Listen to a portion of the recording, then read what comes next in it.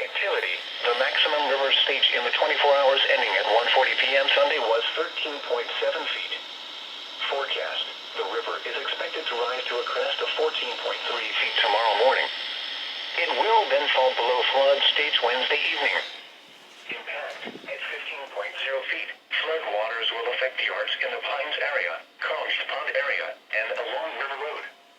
Additional residential property will be affected between the Pepsi plant and the river on the east side of Lumberton. Flood history. This crest compares to a previous crest of 14.3 feet on June 16, 2006.